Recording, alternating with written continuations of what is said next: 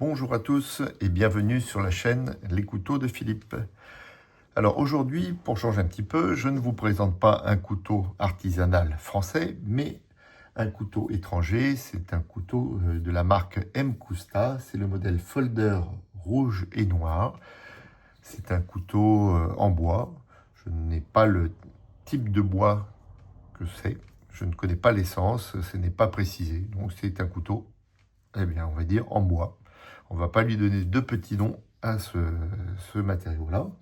C'est un couteau à friction, pliant, avec une lentille voilà, qui dépasse comme ceci. Une ouverture assez fluide. C'est un couteau que l'on voit beaucoup sur les réseaux. Il a déjà été présenté plusieurs fois. Donc les spécifications fermées, il fait 10,8 cm. La lame est en VG10. La longueur de cette lame fait 8,2 cm.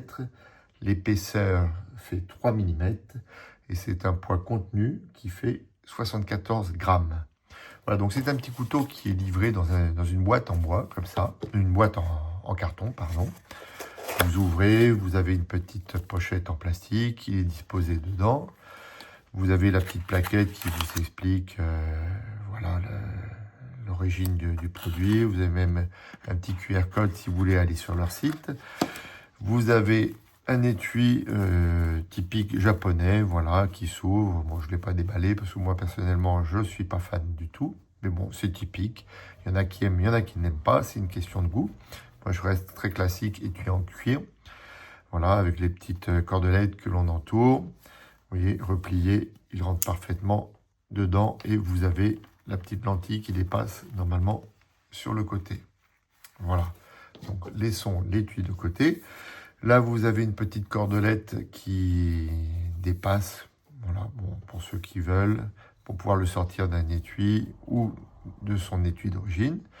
Donc, c'est un couteau qui a une ouverture très souple, avec un petit clic que l'on entend. Voilà. Une lame, comme toujours chez MKUSTA, qui est redoutable, d'efficacité, très aiguisée, très affûtée. Voilà, ça coupe sans aucun problème. Une épaisseur classique, 3 mm. Vous avez les platines que l'on aperçoit de chaque côté, avec les attaches au milieu, voilà, que l'on aperçoit là, qui est donc ici et là au milieu. Vous avez sur les plaquettes une petite rainure de chaque côté, comme ça. Vous avez la fixation que l'on aperçoit là, qui est assez jolie. Ça fait un effet un peu martelé, voilà, d'un côté et de l'autre côté. Une vis 6 pans. Une découpe, tiens ça, que l'on voit bien, une découpe à cet endroit-là, et une partie bombée qui reprend la ligne fluide du couteau, en haut et en dessous. Une taille vraiment standard, voilà. Un petit couteau voilà, qui est fonctionnel, qui coupe bien si vous voulez voilà, manger avec. Couper du saucisson, c'est impeccable, pas de souci.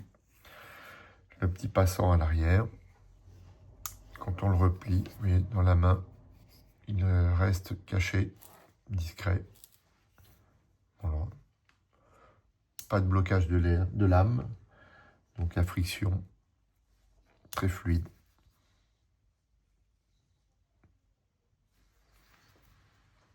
Je vous le mets un petit peu en gros plan.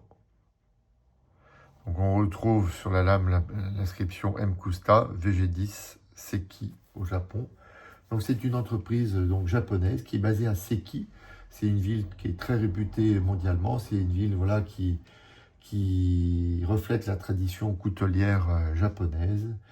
Et le nom MKUSTA, c'est une combinaison de machine custom. Voilà, c'est MKUSTA, veut dire donc machine custom, qui reflète voilà, un peu la rapproche de l'alliance de l'usinage de précision et de l'assemblage manuel. Voilà, vous avez une boutique en ligne en France, MKUSTA France, où vous avez tous leurs couteaux qui sont référencés. C'est des couteaux avec des tailles un petit peu contenues, hein. Vous n'aurez pas des manches style 13 cm, non. Ça va entre 8, 9, 10, 11, voire 12 cm maximum. Des couteaux un peu typés, qui changent un petit peu. Voilà, vous avez aussi tous ces modèles-là que vous pouvez retrouver chez Berthier, Coutellerie Tourangelle et bien d'autres coutelleries également. Et donc, ça permet d'avoir quelque chose voilà, qui change un petit peu. On les retrouve souvent en présentation sur YouTube. Voilà, moi, c'est mon premier que j'ai.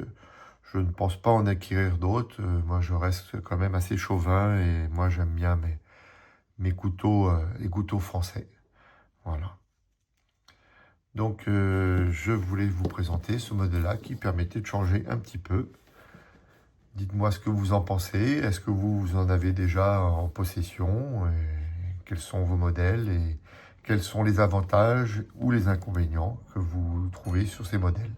Voilà, si vous avez aimé cette vidéo, comme d'habitude, mettez un petit like et abonnez-vous pour vous tenir informé des prochains modèles. Je vous dis à bientôt.